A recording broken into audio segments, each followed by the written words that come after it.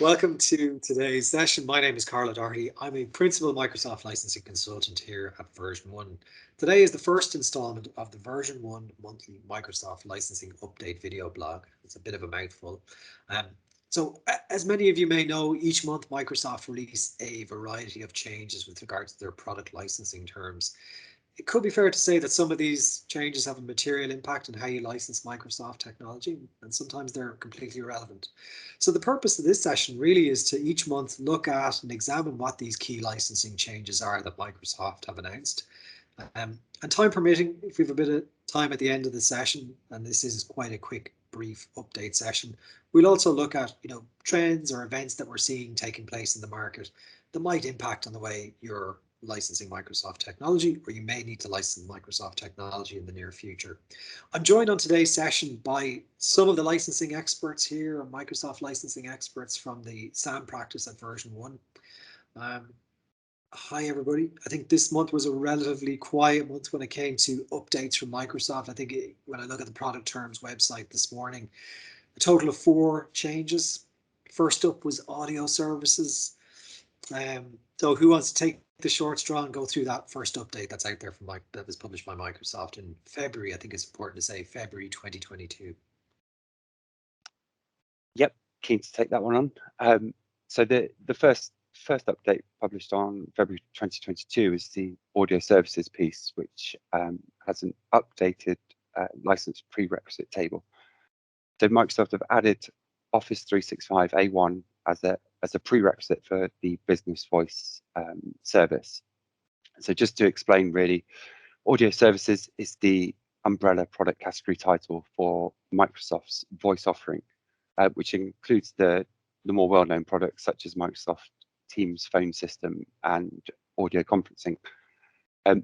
These are currently available as an add-on subscription outside of the Microsoft 365 E5 and Office 365 E5 suites, for which it's included already. But the prerequisite or underlying subscription requirement before audio services can be deployed to a user has been extended to include Office 365 A1.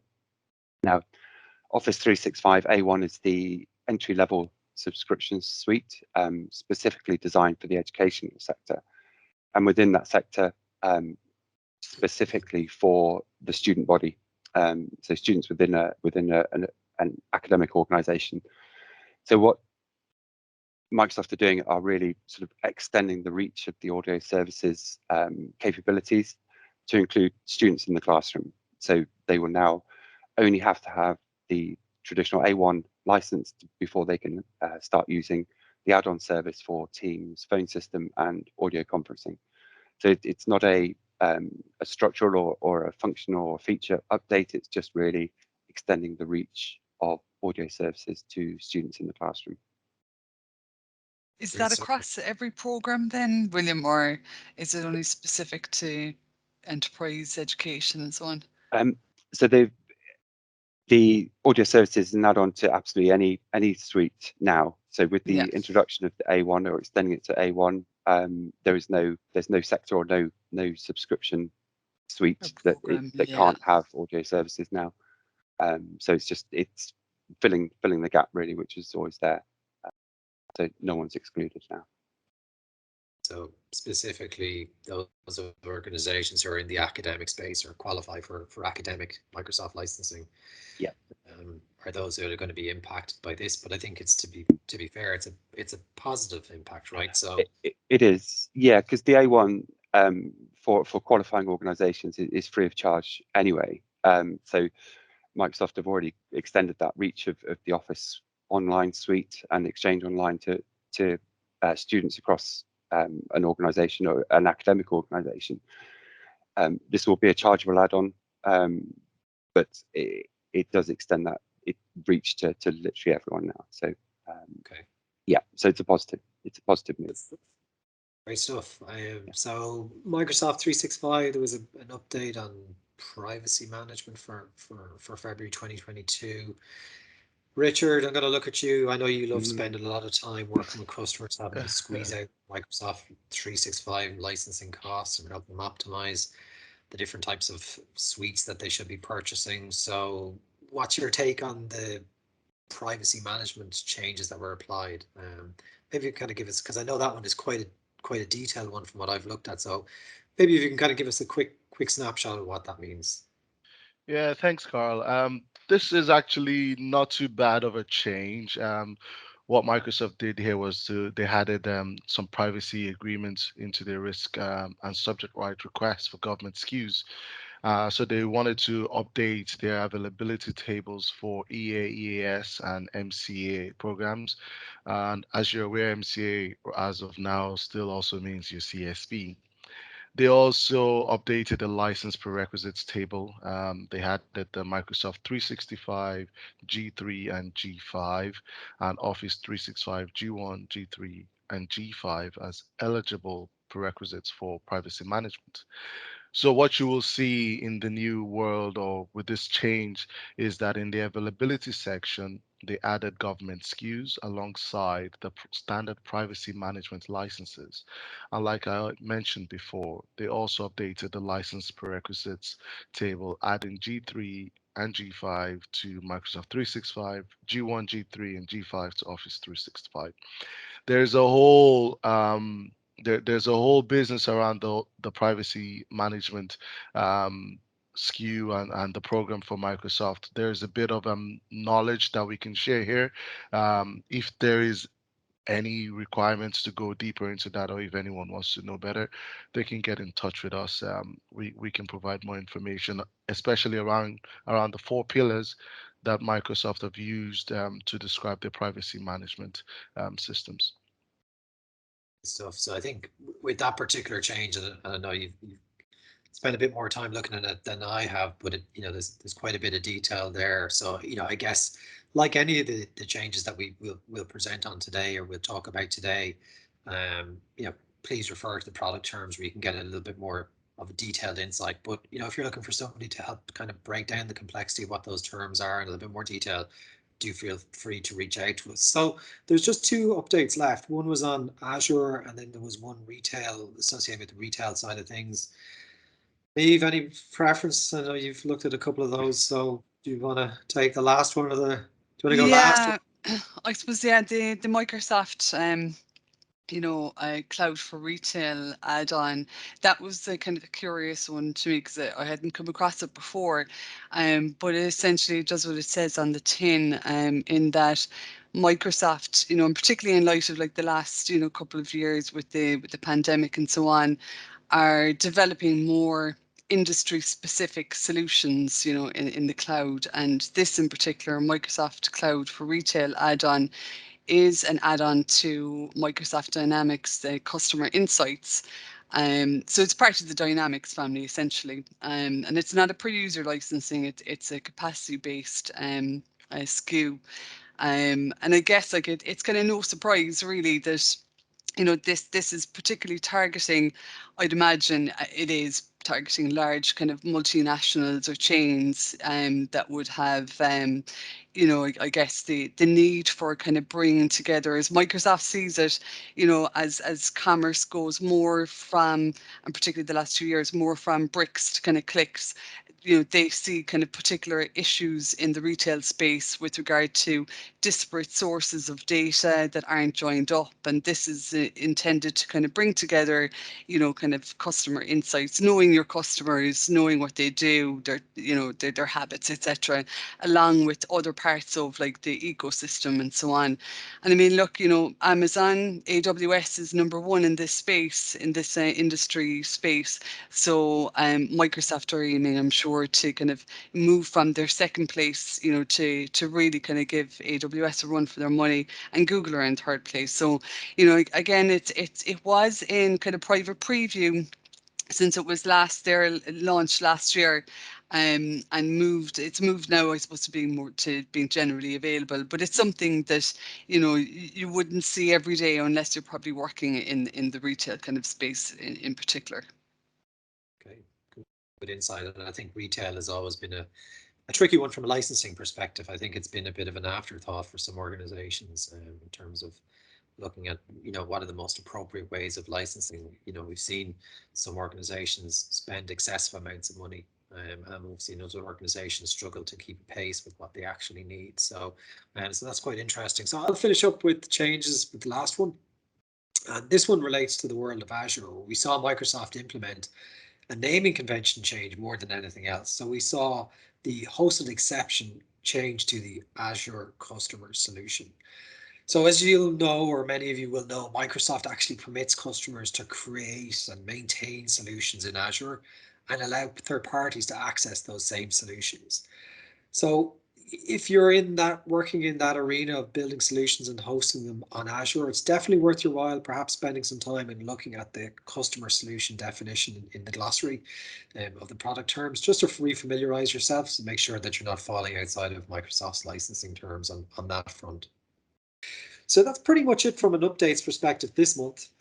Just 4 changes, some of them quite subtle, like the last one is purely really a naming convention change. And then we've seen probably some material ones further up the line that we've discussed. But again, what we typically find is these changes are quite niche in nature, and sometimes they'll have a material impact across many organizations, but sometimes they'll have just an impact on a niche set of organizations. Yeah. So as we've mentioned, check out the product terms. We'll include a link below in this video. Within the product terms section, within the product terms page, you'll see a section titled Summary of Changes, where you can see these 4 changes and drill down into them in a little bit more detail. So it's a quiet month in terms of changes. We have a few more minutes. I suppose one of the most material things that we're seeing in the marketplace right now that's impacting organizations is around the changes that are coming down the track with regards to the Microsoft CSP program. William, I know you've put out a lot of content on this, right? So you're our resident CSP guru. Thank you. I know that you've got some really informative blog pieces out there that are worth reading. Going to get your head around in a little bit more detail. We have a few more minutes on this video blog today to go through what those changes are. Do you want to take just kind of maybe give us a quick snapshot of what's happening? I know some of these changes are just around the corner, so organizations need to be planning for this if they haven't started to plan for it already.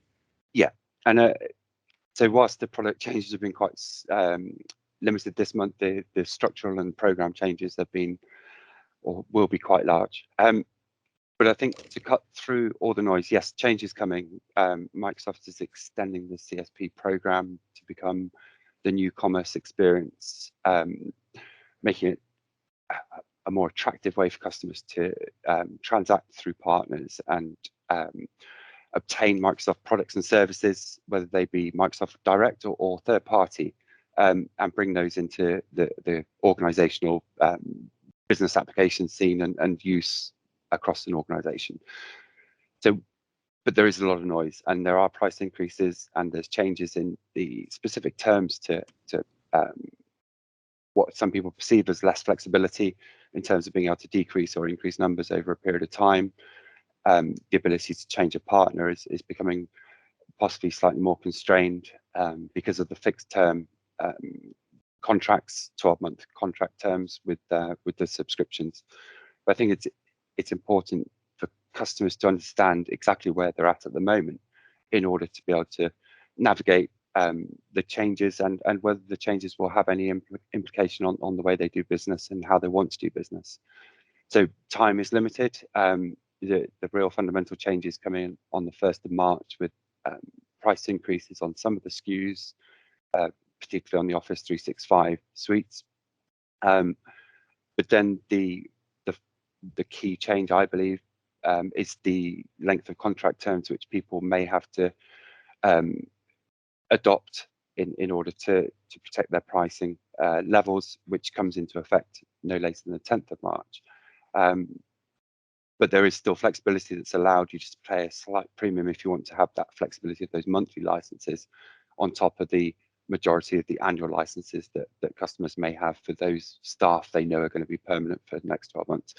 So there's a lot of talk amongst the partner community. I don't know how far reaching that's getting out to the customers. We've been trying to tell customers about these changes, but I think cutting through all that chaos and confusion, it's really understand where you're at, what you want to do, and then we can help both plan, prepare, and help customers adopt the type of licenses they need from here on in.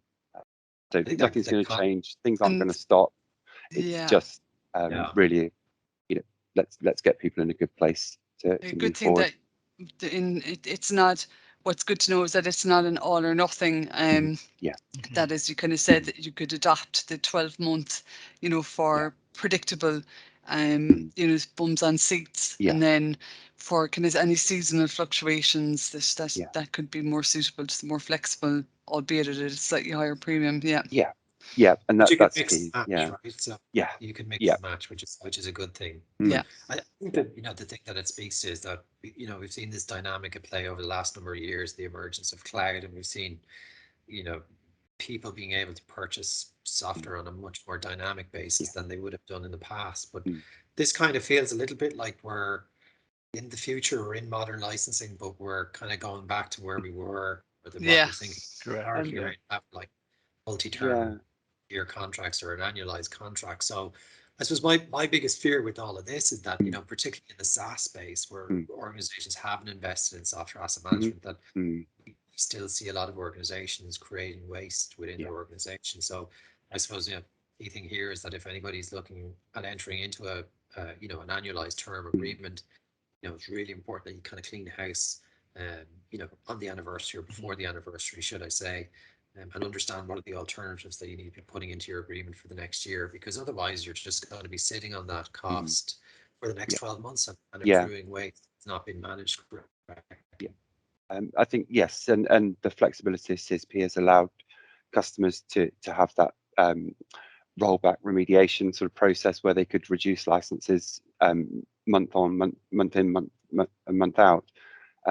That's the piece which is going to be changing. So I think it is about, like you say, Carl, getting your house in order, understanding where you're at, what you're going to need to an extent, but still have that degree of flexibility to, even if it's at a slight premium for those monthly licenses on top of the permanent users that you have.